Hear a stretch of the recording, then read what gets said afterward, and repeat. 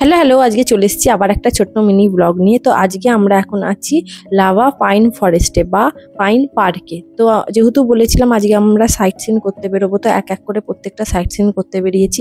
কোথায় কোথায় গেছি না গেছি প্রত্যেকটাই ছোট ছোট করে আপনাদের সাথে শেয়ার করছি, পরে তো বড় ব্লগে আপনারা দেখতেই পাবেন।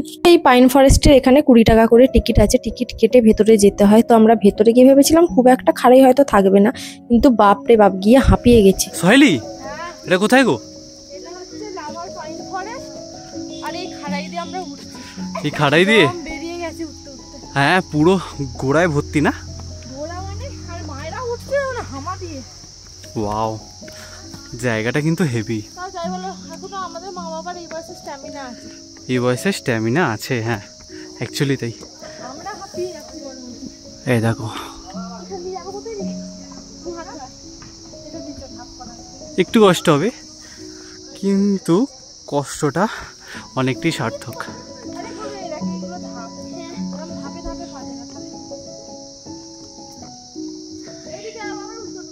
এর যে নিস্তব্ধতা,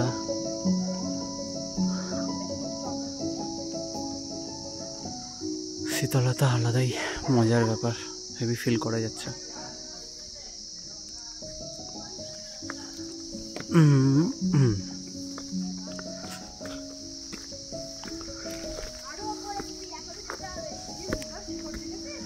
এই সৌন্দর্যটা চোখে যতটা সুন্দর ততটা ক্যামেরায় উঠবে কিনা সেটা মানে গ্যারেন্টি নেই। কি সুন্দর এদিকে। আমাদের একটু কষ্ট ছিল ঠিক কথা, কিন্তু আমাদের মা বাবাদের এত এজ হয়ে গেছে তাও ওরা কিন্তু পুরোটা উঠেছে, মানে এটা ওদের ক্রেডিট দিতে হবে। আমরা হাঁপিয়ে যাচ্ছিলাম, ওরা কিন্তু টুকটুক করে দাঁড়াচ্ছে উঠছে, ঠিক উঠেছে।